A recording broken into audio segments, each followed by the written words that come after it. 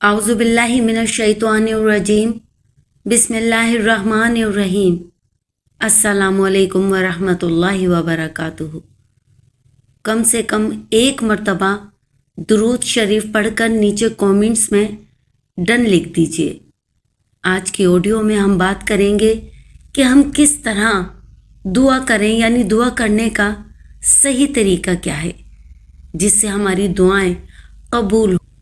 बहुत से लोगों का दुआ मांगने का तरीका सही नहीं होता और तरतीब के मुताबिक नहीं होता, जो कि दुआओं की कबूलियत के लिए बहुत ज़रूरी है।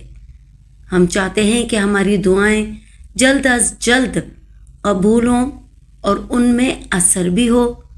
दुआएं तब असर दिखाती हैं जब हम उन्हें सही तरतीब और तरीक़े से करें। एक छोटा सा तरीका है, अगर हम उसे अपनाएं और फिर दुआ करें तो यकीनन हम अपनी बात अल्लाह ताला से मनवा लेंगे, क्योंकि अल्लाह तो चाहता ही है कि उसका बंदा उससे मांगे, बल्कि अल्लाह ताला तो नाराज़ होता है जब उसका बंदा उससे नहीं मांगता। अल्लाह ताला फरमाता है, अगर तुम्हारे घर में नमक भी ख़त्म हो जाए तो भी मुझसे मांगो, अगर तुम्हारी जूती का तस्मा भी टूट जाए तो उसके लिए भी मुझसे मांगो। और अल्लाह ताला को शर्म आती है कि उसका बंदा उसके सामने हाथ उठाए और वो उसे खाली हाथ लौटा दे, क्योंकि कुरान पाक में है कि मुझसे दुआ मांगो, मैं तुम्हारी दुआ कबूल करूँगा।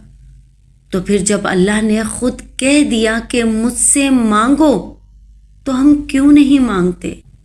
अब मैं एक छोटा सा तरीका दुआ मांगने का शेयर करने वाली हूँ। कोशिश करें कि उस तरीके को फॉलो करें और जब भी दुआ के लिए हाथ उठाएं तो उसी तरतीब से दुआ मांगें। दुआ में मुस्तकिल मिजाजी बहुत ज़रूरी है। ये नहीं कि कभी हम दुआ मांग लें और कभी हम छोड़ दें, यानी मुसलसल दुआ करें।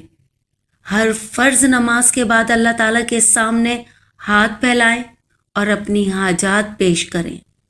अगर मुमकिन हो तो दिन का एक हिस्सा ख़ास दुआ के लिए मुकर्रर करें, और अगर तहज्जुद में दुआ मांगें तो ये सबसे अफजल है, क्योंकि तहज्जुद का वक्त ऐसा वक्त होता है जब कोई डिस्टर्ब नहीं करता और इंसान इत्मीनान से अल्लाह से तवील गुफ्तगू कर सकता है।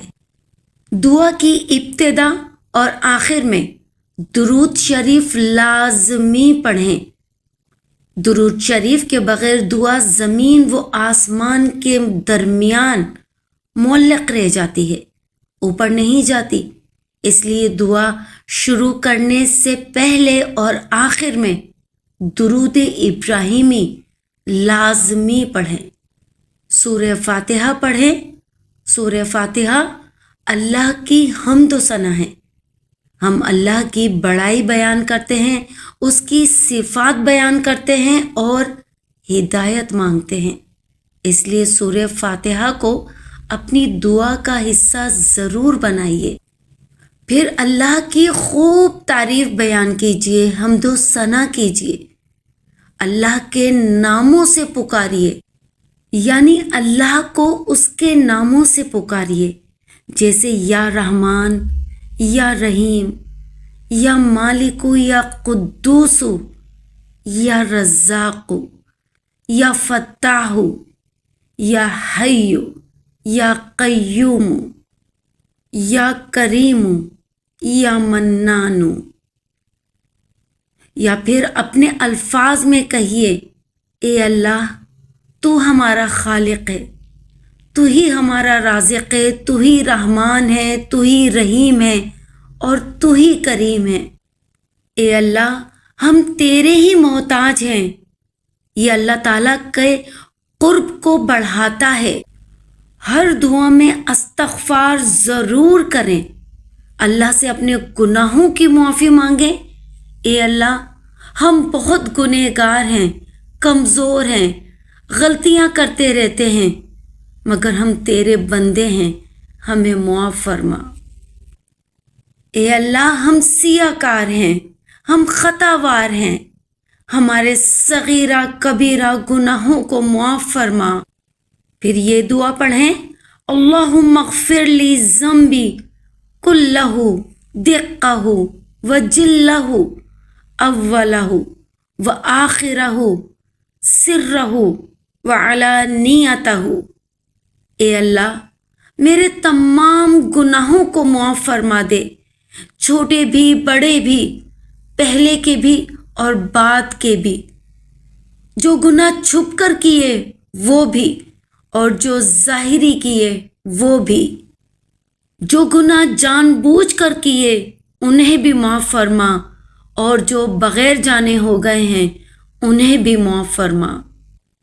اپنی دعاؤں میں یقین پیدا کریں، یقین رکھیں کہ اللہ میری دعا ضرور قبول کرے گا، اگر نہیں بھی دے گا تو بہتر دے گا۔ یقین کے بغیر دعا قبول نہیں ہوتی۔ اللہ کی نعمتوں کا شکر ادا کریں، ہر نعمت کا شکر ادا کریں، ایمان، اسلام، گھر، کھانا، والدین، اولاد، صحت، ہزاروں نعمتیں۔ اللہ فرماتا ہے لَإِن شَكَرْتُمْ لَأَزِيدَنَّكُمْ، اگر شکر کرو گے تو میں تمہیں اور زیادہ دوں گا۔ شکر سے نعمتیں بڑھتی ہیں۔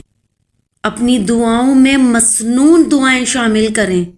حضرت یونس علیہ السلام کی دعا، لا الہ الا انت سبحانک انی کنت من الظالمین، تیرے سوا کوئی معبود نہیں، تو پاک ہے، بے شک میں ہی ظالموں میں سے تھا۔ اس دعا نے انہیں مچھلی کے پیٹ سے نکلوایا۔ حضرت موسیٰ علیہ السلام کی دعا، ربی انی لما انزلت الی من خیر فقیر، اے میرے رب میں اس خیر کا محتاج ہوں جو تو میری طرف نازل کرے۔